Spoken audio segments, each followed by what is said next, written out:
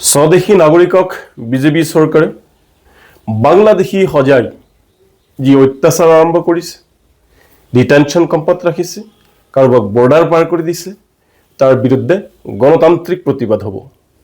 আৰু এই প্ৰতিবাদে ন্যায় পাব। অহা 7 তাৰিখৰ পৰা ঈদৰ দিনৰ পৰা আমাৰ এই প্ৰতিবাদ আৰম্ভ হ'ব। প্ৰতিজন মুছলমান ৰাইজক আমি আহ্বান জনাইছোঁ, এই প্ৰতিবাদত আপোনালোকে অংশগ্ৰহণ কৰক আৰু ভাৰতৰ যি সাংবিধানিক ব্যৱস্থা আৰু ন্যায় ব্যৱস্থাৰ আপোনালোকে জয় কৰক। আমি সংবিধানৰ কোনোবা বিৰুদ্ধে কাম কৰিব, তাৰ লগত আমি থাকিব নোৱাৰোঁ। ন্যায়ৰ বিপৰীতে কোনোবাই যাব, তাৰ বিৰুদ্ধে আমি কাম কৰিব নোৱাৰোঁ।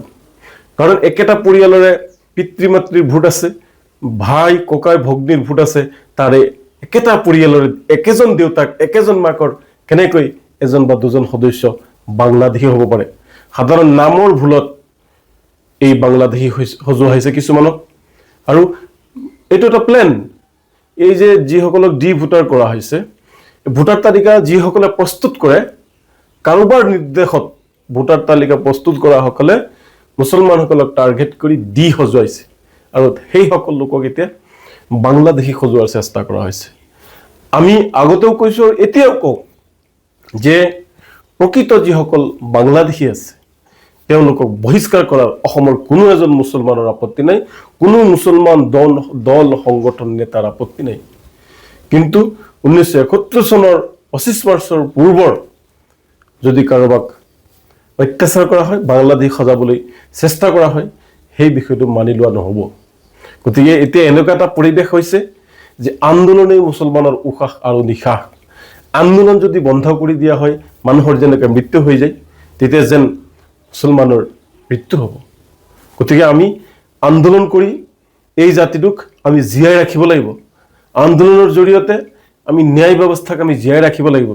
যিসকল ৰাইজে, অকল মুছলমান নহয়, যিসকল ৰাইজে ইতিমধ্যে সকলো কথাখিনি বুজি পাইছে যে এক ৰাজনৈতিক ফান্দা পেলাব বিচাৰিছে মুছলমান লোকসকলক, আৰু সেই লোকসকলক মই অনুৰোধ জনাম যে আপোনালোকে আহক, আমাৰ লগত থিয় হওক, যে ভাৰতীয় মুছলমান লোকক বাংলাদেশী সজোৱাৰ যি চেষ্টা, সেই চেষ্টাৰ বিৰুদ্ধে থিয় হওক। আৰু আমিও থিয় হৈছোঁ, কিন্তু আমিও বাংলাদেশীক ইয়াৰ পৰা বহিষ্কাৰ কৰিব বিচাৰিছোঁ। প্ৰতিটো ঈদগাহ ময়দানত সৰ্বস্তৰৰ প্ৰতিবাদ হ'ব আৰু এই প্ৰতিবাদৰ জৰিয়তে আমি ন্যায় লাভ কৰিম বুলি আমি আশা কৰিছোঁ। তথাপি যদি চৰকাৰখনে বুজি নাপায়, তাতকৈ অহা 11 তাৰিখে গুৱাহাটীত সকলো দল সংগঠন, coordination committee of minority organisation CCMৰ জৰিয়তে 11 তাৰিখে গুৱাহাটীত এক বৃহত্তৰ প্ৰতিবাদ হ'ব। আমি আশা কৰিছোঁ যে চৰকাৰখনে বুজি পাব। এনেকুৱা কিছুমান আমাৰ তাত খবৰ আহিছে যে আৰক্ষীয়ে মানুহ উঠাই লৈ গৈছে আৰু সেই মানুহখিনি এতিয়া ক'ত ৰাখিছে কোনেও নাজানে। এই কথাটো আৰক্ষীয়েতো জনাব লাগিব না পৰিয়ালৰ লোকক। গতিকে মহামান্য উচ্চতম ন্যায়ালয়ৰ এটা নিৰ্দেশ আছে যে কাৰোবাক যদি গ্ৰেপ্তাৰ কৰা হয়, তেতিয়াহ'লে তেওঁৰ পৰিয়ালক এই বিষয়টো জনাব লাগিব যে তেওঁক ক'ত কিহৰ কাৰণে নিয়া হৈছে, ক'ত ৰখা হৈছে। গতিকে আৰক্ষীসকলক অনুৰোধ জনাইছোঁ যে তেওঁলোকে এই বিষয়টো যাতে পৰিয়ালৰ লোকক অন্ততঃ জনাই দিয়ে যে তেওঁলোক ক'ত আছে, কেনে আছে। আৰু অসম চৰকাৰৰ মুখ্যমন্ত্ৰী ডাঙৰীয়া আৰু DGP ডাঙৰীয়াক আমি অনুৰোধ জনাম যে পৰহিলৈ যিহেতু ঈদ আছে, ঈদৰ পূৰ্বে আপোনালোকে প্ৰতিজন ভাৰতীয়ক, তেওঁলোকৰ ভাৰতীয় মুছলমান লোকসকলক যিসকলক গ্ৰেপ্তাৰ কৰিছে, তেওঁলোকক আপোনালোকে স্বগৃহলৈ পঠিয়াই দিয়ক।